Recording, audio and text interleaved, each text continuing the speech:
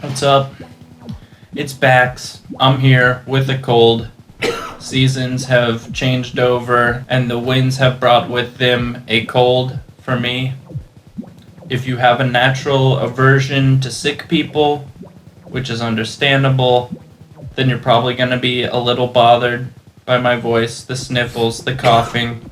But in exchange for tolerating me in this state, I'm going to give you tips on using your Korg Volca to make some pretty radical synth sounds. I did some brief research and I didn't see anything like this, so I thought this is something worth sharing.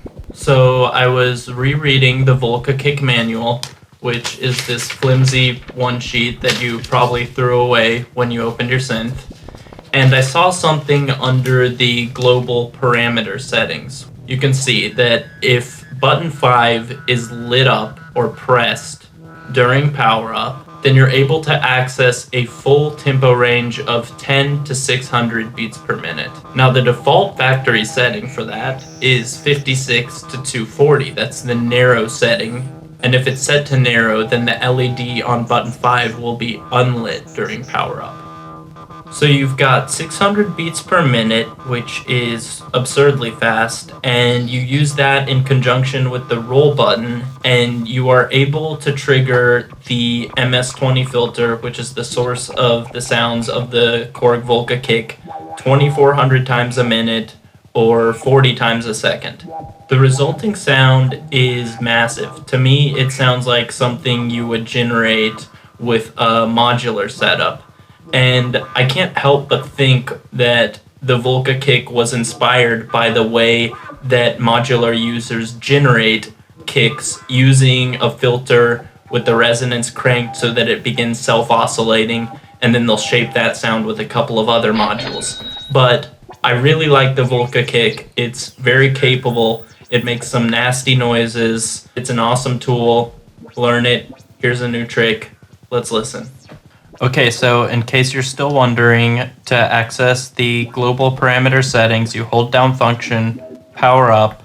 For the purposes of this, we are making sure that number 5 is lit. You can see it goes from tempo narrow to tempo full.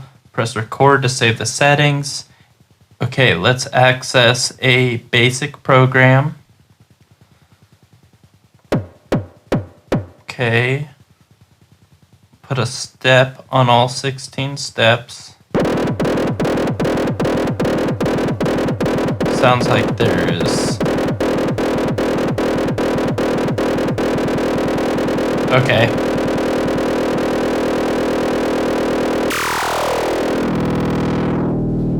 So there it is at 600 beats per minute. Let's multiply that by 4.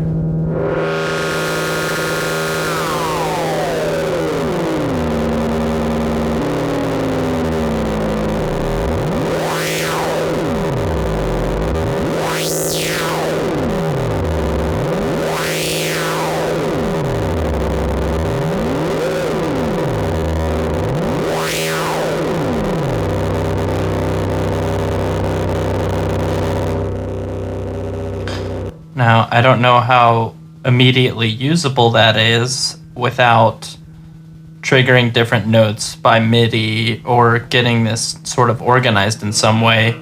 You can hear that the amp and pulse settings really are just shaping the sound, the texture of the sound.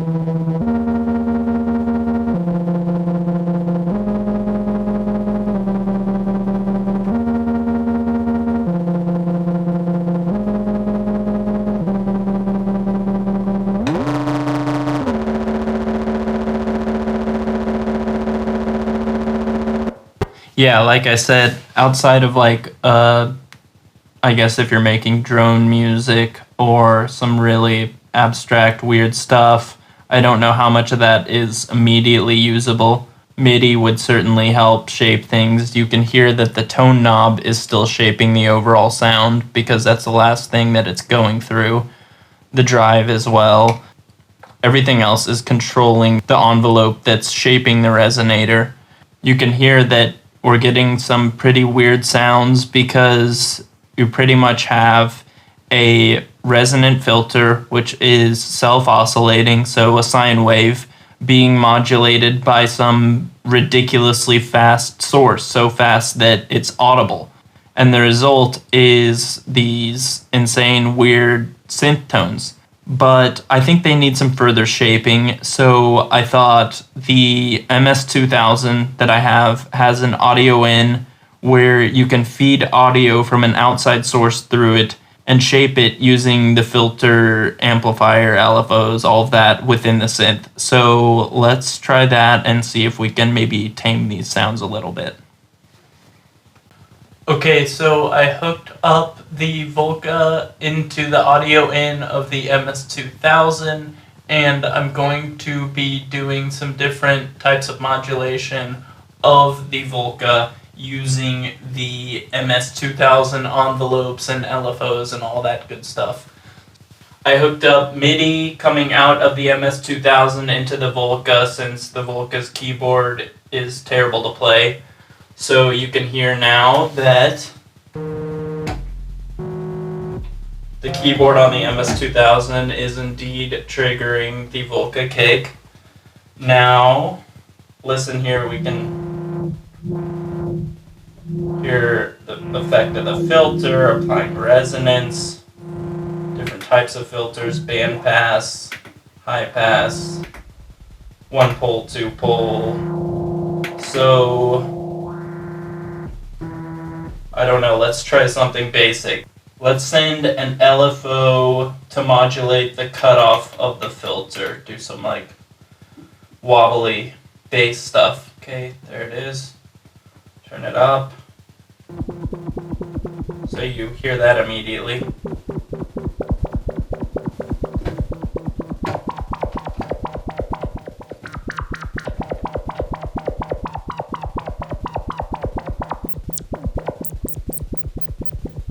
Just like that, it's more usable.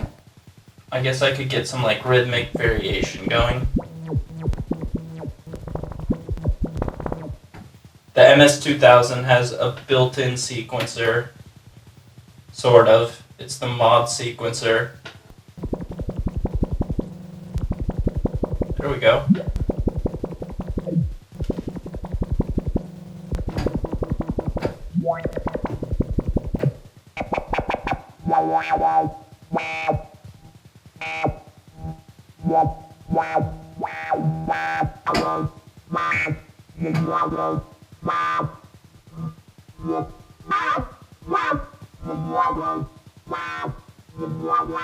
Whoa.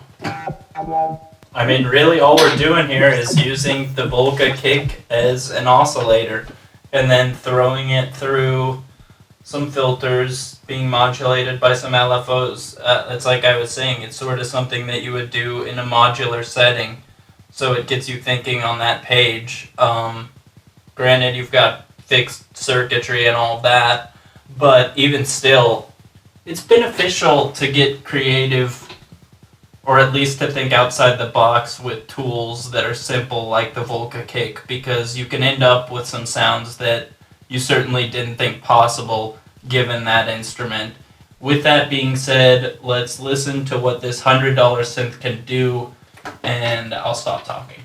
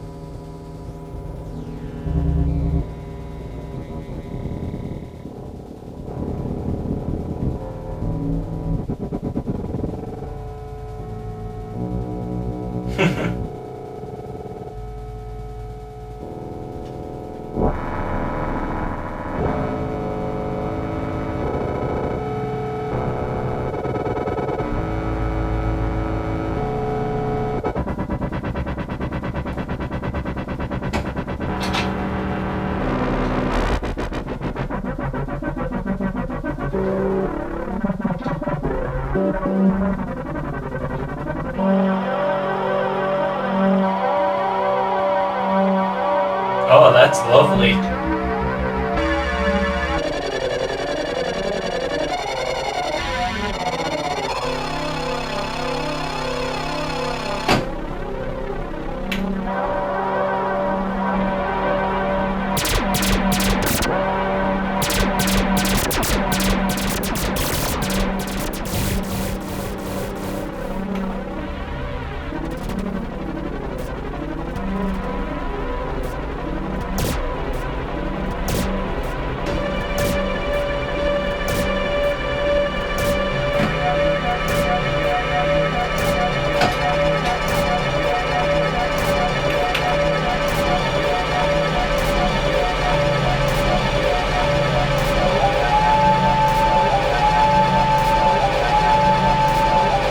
What the fuck?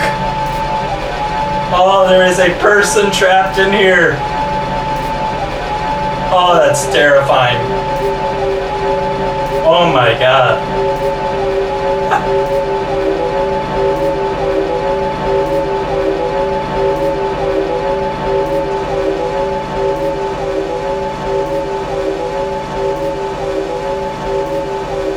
What the fuck? Oh my god, there is a man trapped in this machine.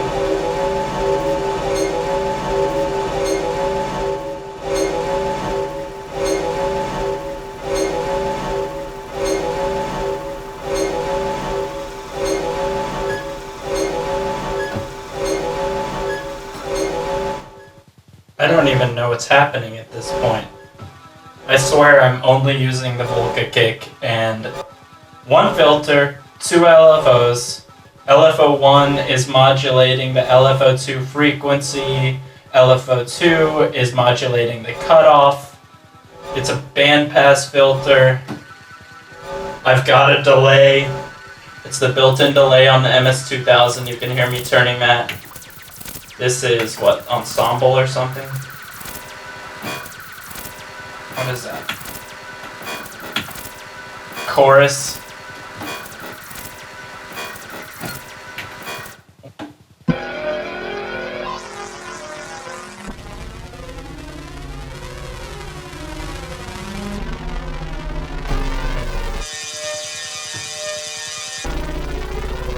Ooh. Oh my god.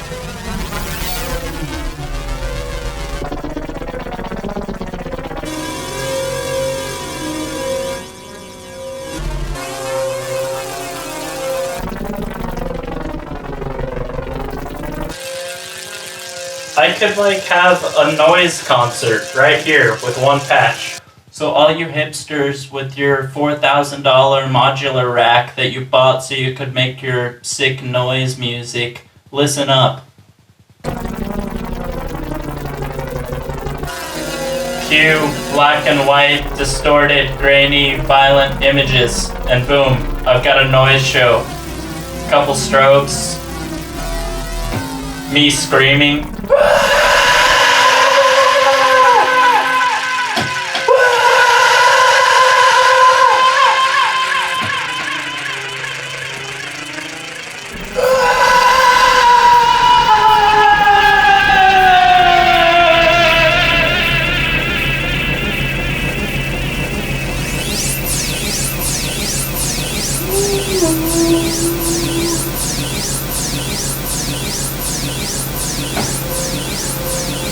Am I artsy yet?